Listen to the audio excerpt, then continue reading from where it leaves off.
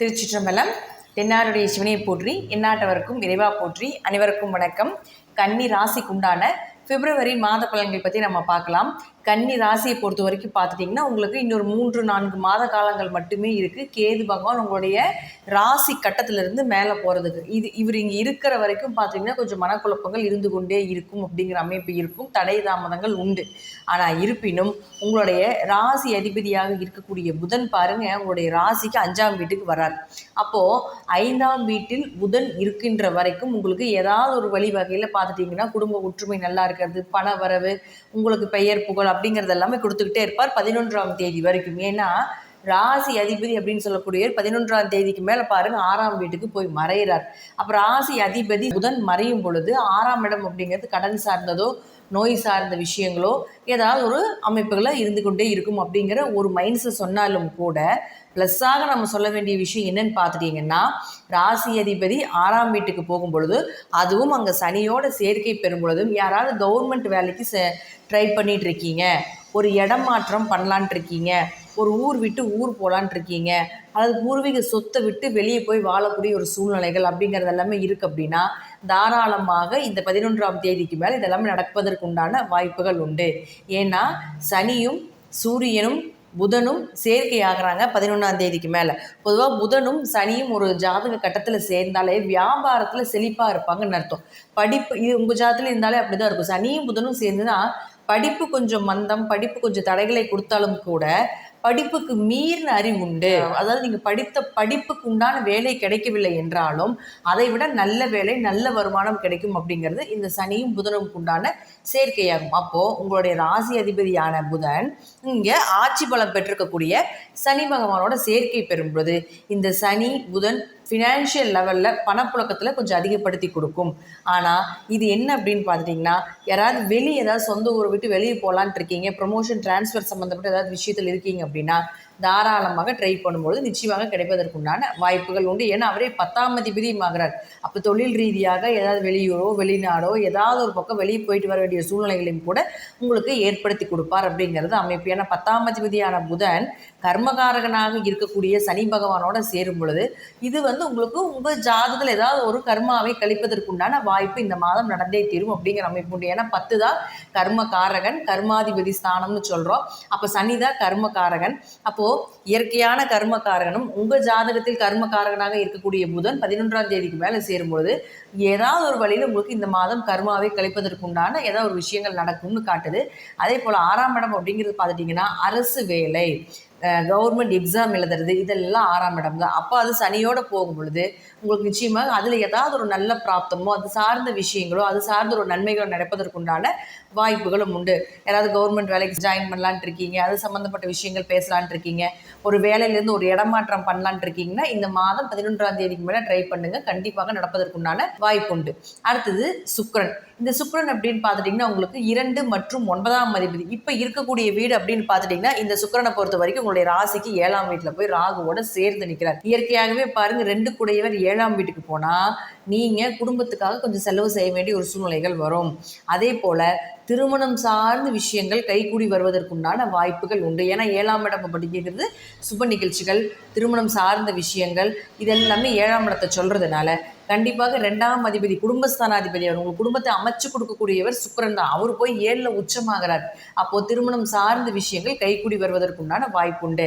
அப்போ அவரே 9ஆம் அதிபதியுமாகி இங்கே நிற்கும் பொழுது அப்பாவுடைய சொத்துக்கள், மனைவி வழியில் கணவர் வழியில் வரக்கூடிய சொத்துக்களும் அதன் மூலமாக வரக்கூடிய பணவரவும் உங்களுக்கு இந்த மாதம் வருவதற்குண்டான வாய்ப்புகள் உண்டு அப்படிங்கிறது காட்டுது.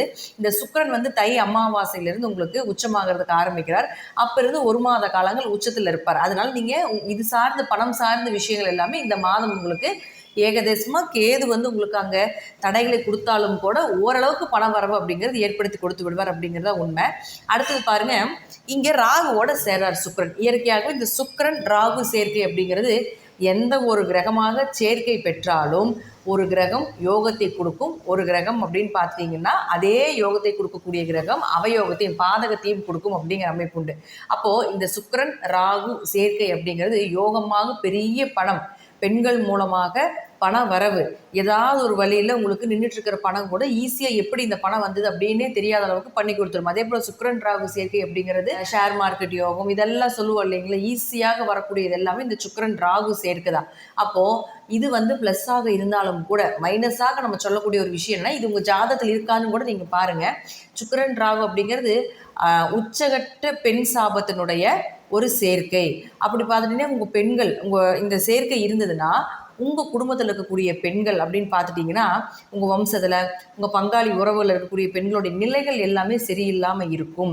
பெண்களாக இருந்தால் ஆண்கள்னால பிரச்சனைகளும், ஆண்களாக இருந்தால் பெண்கள்னால பிரச்சனையும், ஒரே ஆண் குழந்தைகளாகவே பிறப்பது அல்லது பெண் குழந்தைகளாகவே பிறப்பது, பிறக்கின்ற பெண் குழந்தைகளுக்கு ஏதாவது ஒரு பிரச்சனைகள் வந்து கொண்டே இருப்பது திருமணம் சார்ந்த விஷயத்தில், அதே போல் சிறு வயதிலேயே வந்து கணவன் மனைவி விட்டு வாழக்கூடிய ஒரு சூழ்நிலைகள், இது போல் பெண் தொந்தரவுகளே அதிகமாக பெண் சாபத்தினுடைய உச்சமான ஒரு கிரக சேர்க்கை தான் இந்த சுக்கிரன் ராகு சேர்க்கை. இது உங்கள் ஜாதகத்தில் இருந்தால் இந்த மாதம் இளம் வயது இருக்கக்கூடிய குழந்தைகளை கொஞ்சம் கவனமாக பார்த்து கொள்ள வேண்டும். தேவையில்லாத ஒரு கெட்ட பெயரோ தேவையில்லாத ஒரு அவமானமோ இந்த ராகு கொடுப்பார் அப்படிங்கிற அமைப்பு உண்டு. ஏன்னா சுக்கிரன் ராகு அப்படிங்கிறது தேவையில்லாத ஒரு பழி பாவத்துக்கு ஆளாக வேண்டிய சூழ்நிலையில் ஏற்படுத்தி கொடுத்துருவார் உங்கள் ஜாதகத்தில் சுக்கிரன் ராகு சேர்க்கை இருந்தால். இது எப்படி அப்படிங்கிறது பார்த்துட்டிங்கன்னா இப்போ நான் சொன்ன போல் உங்கள் குடும்பத்தில் இந்த மாதிரி இருந்ததுனாலும் இது பெண் சாபத்தினுடைய உச்சம்னு எடுத்துக்கலாம். உங்கள் ஜாதகத்தில் சுக்கிரன் ராகு சேர்க்கை இருந்தாலும் சரி, அல்லது ராகு இருக்கக்கூடிய வீட்டிலிருந்து 1ஆம் வீடு 5ஆம் வீடு 9ஆம் வீட்டில் சுக்கிரன் இருந்தாலும் சரி, சுக்கிர திசை சுக்கிர புத்தி அல்லது ராகு திசை ராகு புத்தி, சுக்கிர திசையில் ராகு புத்தி, ராகு திசையில் சுக்கிர புத்தி, ராகு சுக்கிரனுடைய சாரம், சுக்கிரன் ராகுவுடைய சாரம், இதெல்லாம் உங்கள் ஜாதகத்தில் இருந்தால் கொஞ்சம் இந்த மாதம் மட்டும் கொஞ்சம் எதிர்ப்பாளர்களுடைய விஷயத்தில் கொஞ்சம் கவனமாக இருங்க அப்படிங்கிற ஒரு சின்ன அட்வைஸாக நீங்கள் எடுத்துக்கோங்க. மற்றபடி பார்த்துட்டிங்கன்னா இந்த சுக்கிரன் ராகு உச்சகட்டமான பணவரவும் மகாலட்சுமி யோகத்தை கொடுக்கக்கூடிய ஒரு சேர்க்கை அப்படிங்கிறது உண்டு. அடுத்தது பாருங்கள், இதுவே உங்களுக்கு 9ஆம் அதிபதியோடு சேர்றதுனால அப்பாவுக்கும் உங்களுக்கும் ஏதாவது ஒரு வழியில் சில பிரச்சனைகளை கொடுத்தாலும் கூட அப்பா வழியிலிருந்து வரக்கூடிய சொத்துக்கள் நீங்கள் இப்போ மூவ் பண்ணும் பொழுது, ஏன்னா உச்சமாக இருக்கிறார் சுக்கிரன், அப்போ ராகுவோடு சேரும் பொழுது கொஞ்சம் பிரச்சனைகளுக்கு அப்புறம் கிடைக்கும் அப்படிங்கிற அமைப்பும் உண்டு. அடுத்தது பாருங்கள் செவ்வாய். இந்த செவ்வாய் பாருங்கள் உங்களுடைய ராசிக்கு பாருங்கள் 10ஆம் வீட்டில் போய் வக்ரத்தில் இருக்கார் 24ஆம் தேதி வரைக்கும். 8ஆம் அதிபதி 10ல் போய் வக்ரமாகிறார், 3ஆம் அதிபதி 10ல் வக்ரமாகிறார்.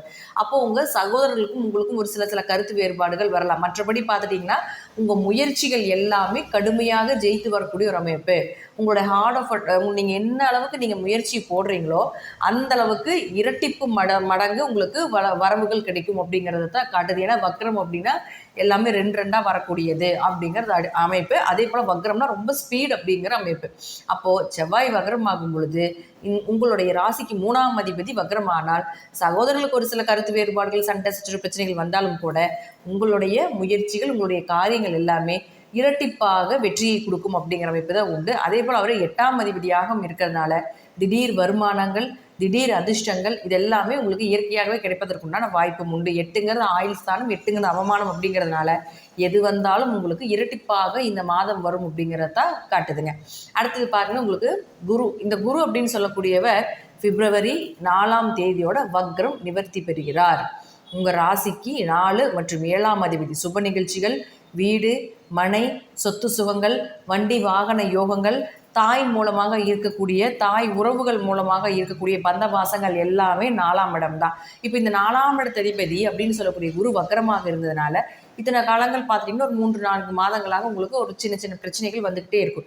இப்போது இந்த குரு வக்ரம் நிவர்த்தி பெறும் பொழுது நிச்சயமாக உங்களுக்கு ஏதாவது ஒரு வழியில் வீடோ மனைகளோ சொத்துக்களோ வண்டி வாகன யோகங்களோ ஏற்படுத்தி கொடுப்பார் அப்படிங்கிற அமைப்பு உண்டு. ஏன்னா உங்கள் ராசியை வந்து குரு கேதுங்க இருந்தாலும் ராசியை குரு பார்க்கும் பொழுது குரு பார்க்க கோடி நன்மைகள், உங்களுக்கு அந்த கேதுனுடைய தாக்கம் கொஞ்சம் குறையும் அப்படின்னு இருக்கும் பொழுதும் வக்ர பார்வையாக பார்க்கும் பொழுது கொஞ்சம் அதுக்கு தடை தாமதத்தையும் கொடுத்துருப்பார். இப்போ அந்த வக்ர நிவர்த்தியும் பிப்ரவரி 4ஆம் தேதியோட முடிக்க போகிறார்.